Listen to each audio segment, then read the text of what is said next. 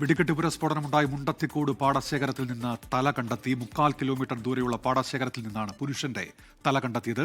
ശ്രീജിത്ത് ശ്രീകുമാരൻ ചേരുന്നുണ്ട്. ശ്രീജിത്ത്, വിവരങ്ങൾ.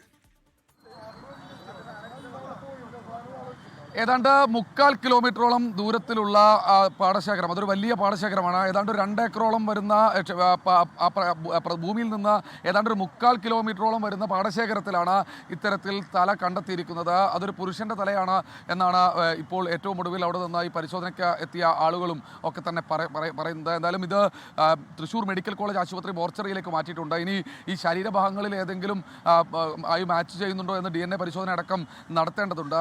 എന്തായാലും ഇപ്പോൾ അല്പസമയം മുൻപാണ് പരിശോധന അവിടെ നടത്തിയത്. കഡാവർ ഡോഗ്സിനെ ഉപയോഗിച്ച്, കഡാവർ നായ്ക്കളെ ഉപയോഗിച്ച് നടത്തിയ പരിശോധനയിലാണ് ഇപ്പോൾ തല കണ്ടെത്തിയിരിക്കുന്നത്. എന്തായാലും ഇതൊരു മൃതദേഹ ഭാഗമെന്ന് മാത്രമേ പറയാൻ പറ്റൂ.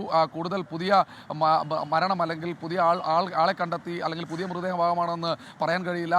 മറ്റേതെങ്കിലും ലഭിച്ച മൃതദേഹ ഭാഗത്തിൽ ആരുടേതെങ്കിലും ആണോ എന്നാണ് ഇപ്പോൾ പരിശോധിച്ചുകൊണ്ടിരിക്കുന്നത്. ഉന്മേഷ, ശ്രീകുമാറിനാണ് വിവരങ്ങൾ നൽകിയത്.